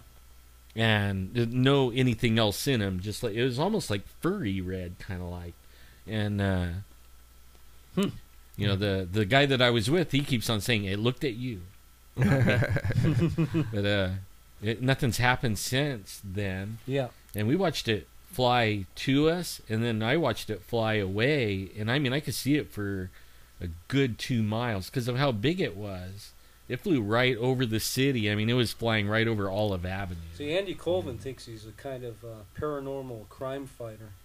It's here to bust the conspiracy. So maybe if you look at it in that light, maybe he is trying to tell you something. We get a lot of reports of the Mothman down McCall Avenue towards Selma. I know, yeah. Yeah. Now, since you're from Fresno and you've written a lot of books, what are the stories have you gotten from Fresno? And I want to know everything you know, like conspiracy, underground facility.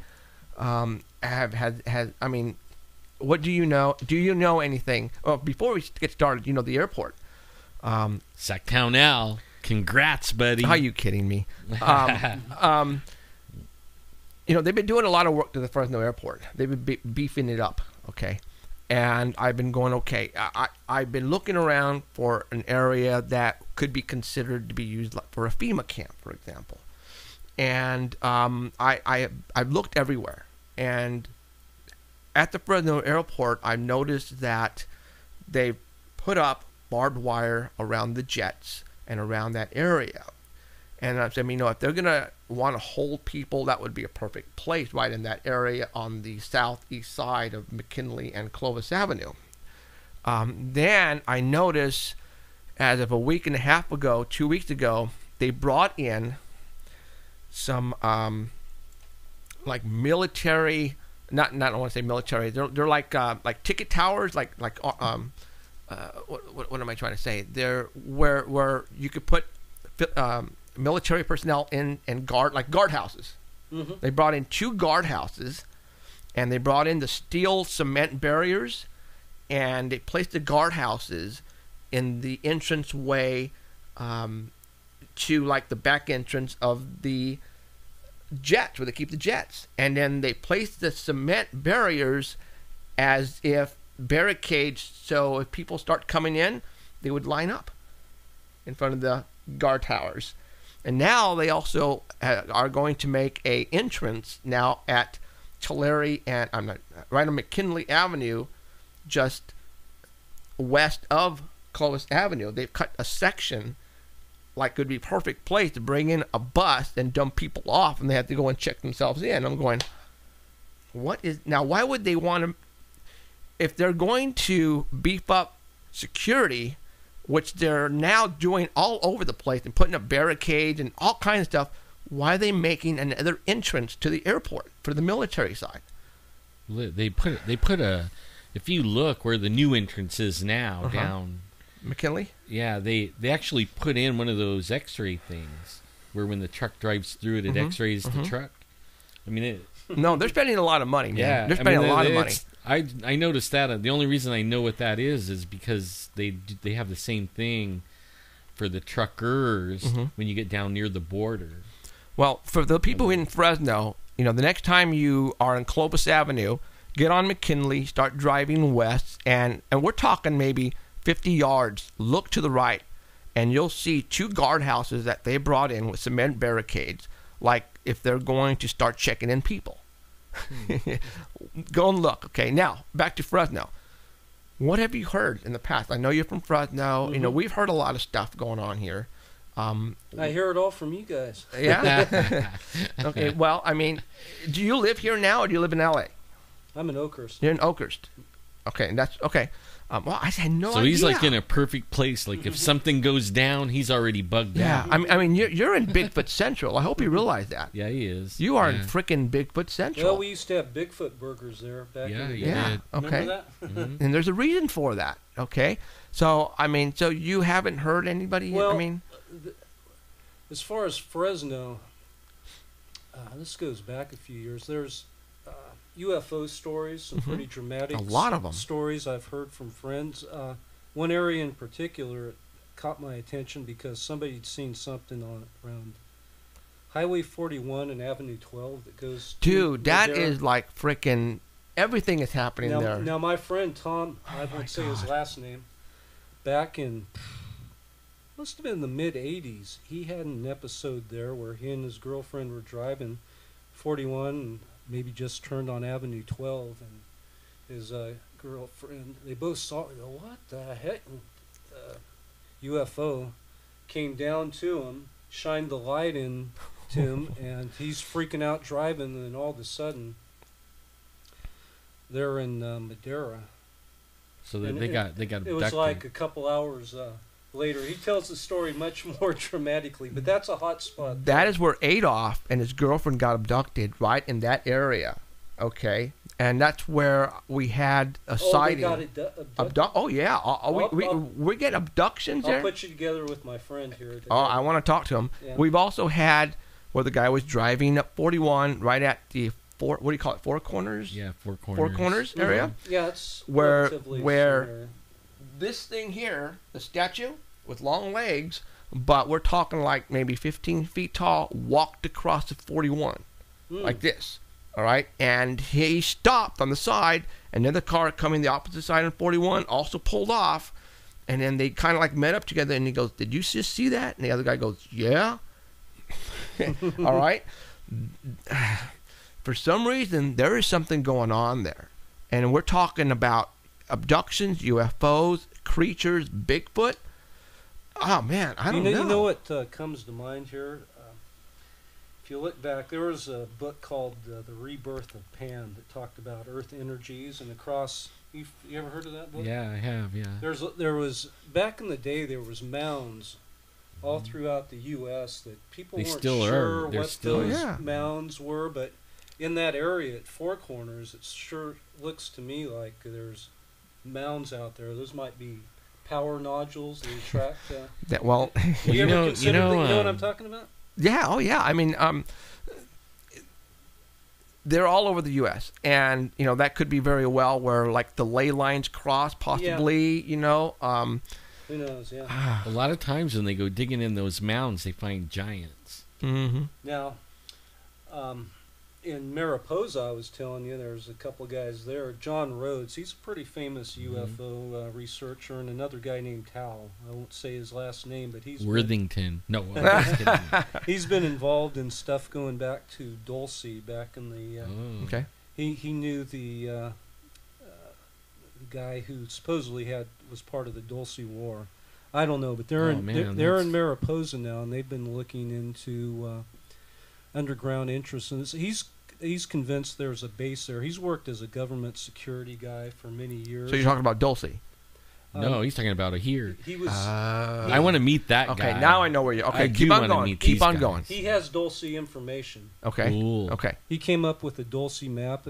or a map of underground installations. If you look on, I'll get you some information on Tal and hook you up with him. Okay. He's a wealth of information, but he claims that, I'd ask him, well, there's stories of underground limestone caverns, one that runs from Mariposa to the Bay Area, and it's a big mining area. But I asked him, well, how do you know there's some government facilities there? And he goes, I've been doing this long enough. I go around and talk to locals in the area, and they start sharing with their stories, families of people who work in the underground facilities. Do I know any of this for sure? I don't, but he says it's part of what's called the COG, continuation of government. That's what a lot of the underground facilities. Okay. Now, when you continuation, so when you say when the SHT hits the fan, they'll have another. They talked about that shadow government when back in the '60s there was an installation called Mount Weather in I think it was West Virginia where they had it set up when the shit goes down. That's where. So you're talking about Dr. Strangelove, You're talking about underneath that big building. They had I've seen it on TV. It was underneath a hotel or something, but underneath, I think. That was one of the. Yeah. Okay, right. where they had it ready for the Congress in case they'd come in and move in. Okay. That was on an episode of Conspiracy Theory. They covered that pretty well. Well, you know what we found, and this is only strictly by accident. When you go to the north side of town, there's lots of retired scientists, military, high-ranking military officials, NASA people. I mean, a lot. They all live over here. I mean, second, 2-star generals and stuff, all retired, all just kicking it over there on that side of. I've also seen a couple of the Janet airplanes parked at the airport, and I know exactly what those are. From Area 51, they're parked right there at the airport, north side. After I talked about it on my show, they don't come around anymore, or else they do it early in the morning. One weird thing I heard recently, this blew me away, was I was home up in Oakhurst and stepped outside one night, and it sounded, I swear to God, like 100 jet fighters. Just for 5 minutes. The sound lasted. It was like there was all kinds, something making a noise that went on for several minutes, like jet fighters, and you hear stuff like that. You go, wow, what the heck are they up to? And a lot of, like, where I live at, I live northeast of the airport. And I see the helicopters they have the green helicopters. I don't know how many black helicopters. I was just watching one the other day, like 2 days ago, heading, like it would be going in your direction where you live. And it was totally black, no markings. And it was real high for a helicopter. And it was boogieing that way. And I see all these black helicopters in. When you go by the airport, there is no black ones out there. They're all green. It's like, where are the black ones coming from? I see them flying, but I don't know where they're staying at. You know what? We got 7 minutes until the show finishes, but we're going to continue on and with live stream. And you want to do that, or is it like not fair? I don't know, to the people on Dark Matter. Dark Matter. So, I don't know. I guess we can cut it. You want to go ahead and just kill it then? Yeah, cause, it's more fair like that. And then we could have them back. We could do like a sequel. Oh, yeah. I'll come back anytime. So, okay. All right. So, we got 8 minutes left. So, let's just, we'll go ahead and start, finishing off. It's been like... Dude, this is awesome. This is like one of my favorite shows right here, this one. This one, we're getting into everything, and that's awesome. I love it. It's fun. I like the... guys, MUFON dude you talked to, and the Bigfoot. Some of those, I don't know what to make of those UFO pictures, but they're very strange. Yeah. You could go on our website, and there's a link to his site. Like he said, he had 6,000 pictures. I've spent hours looking at all the pictures, and they blow me away. There's some really... See, my theory is they have been here all along, and they didn't come from anywhere else. They live here. That's what I think. But, what do they call that? The crypto-terrestrials. Right. Have you read Mac Tony's book? No, but it only sounds good. You know what? There are billions and billions and billions of galaxies with planets. You know, I just can't see us being the only ones out there. Oh, no. There's absolutely no way. So, but yes, you're right. I think, you know, they were way here before we were, and I think they're still here. And I think our government knows they're here, and I think they're in cahoots with them. I think there's some good ones. There's some bad ones. There's some ones that eat people, because we have so many missing people that go missing every year, and we're talking hundreds of thousands of people. Where do they all go? I know there is, you know. Wait a minute now. Who do you think this is? That's I think, you know, and this is, you know, I think our government had something going on with some of these aliens and allowing them to do abductions on us, but I think it got carried away. And I think now, you know, we're in war with some of them. I think there are reptilians. I think those are the ones that are underground. I think those are the ones that, you know, our military are trying to keep underground from coming up. And I think they're the ones who are also taking these people and actually eating them, to be honest. That's what I've heard. And you know, from... That's what the Dulce guys Yeah, you say. know. Well, yeah. And I, you know, and I know it sounds absolutely ridiculous, guys, but you know what? This guy who lives in Mariposa, I'll hook you up with him. He's one of the first people to start writing on Dulce, and he supposedly knew the guy, trying to remember, Thomas Costello, I think that was his name, who was part of security guy who busted Dulce, as the story goes. So Tal's very in tune to all this stuff, and his theory, and hopefully I'm not mischaracterizing this, but he believes those are beings that really came from the Earth. They're not from outer space. They're beings from the Earth, these reptilian types, and I've heard that theory put forth by other people too. We don't have that much time, but I'm gonna show you a photograph, all right, that was given to us. I still have to give back, but it shows what we think is a reptilian in a spacesuit inside a capsule with some astronauts. I want to show that to you. Cool. That actually got stolen.